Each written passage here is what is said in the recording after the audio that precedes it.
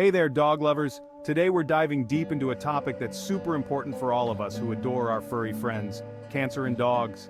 I know it sounds scary, but knowledge is power, right? So let's get to it.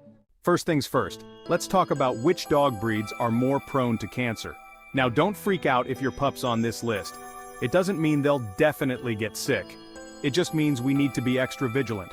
Golden retrievers and Labrador retrievers, those lovable goofballs, are unfortunately at higher risk for lymphoma and hemangiosarcoma. German Shepherds share this risk too. Boxers, with their adorable squished faces, are more prone to brain tumors and mast cell tumors. Bernese Mountain Dogs and Rottweilers, they're more likely to develop bone cancer, also known as osteosarcoma. Beagles, those howling hounds, are at risk for bladder cancer. And our giant friends like Great Danes, they're prone to bone cancer too. But here's an interesting tidbit: it's not always the biggest dogs that have the highest cancer risk.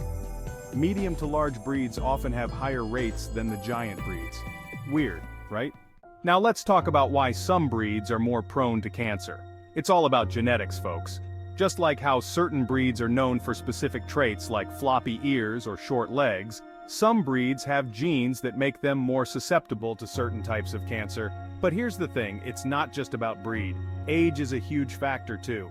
As our furry friends get older, their risk of developing cancer increases. It's similar to humans in that way, and gender can play a role too. For example, unspayed female dogs are more likely to develop mammary cancer. Now let's talk about some common types of cancer in dogs. Lymphoma, which affects the lymph nodes, is one of the most common. Mast cell tumors, which affect the skin, are another biggie.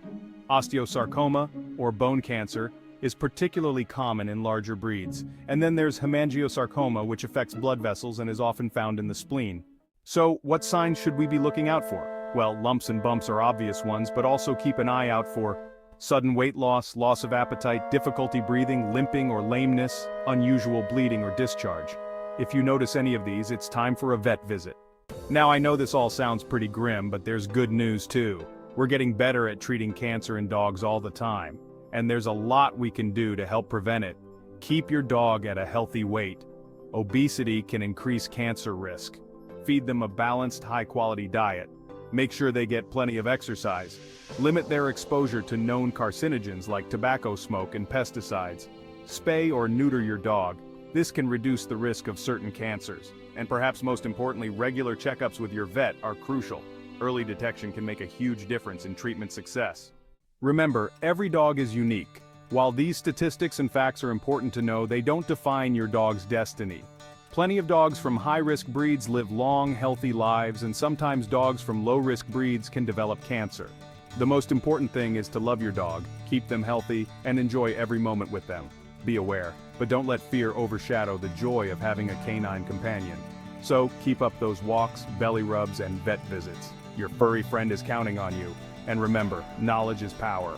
The more we know, the better we can care for our four-legged family members. That's all for now, folks. Keep loving those dogs, stay informed, and give your pup an extra hug today.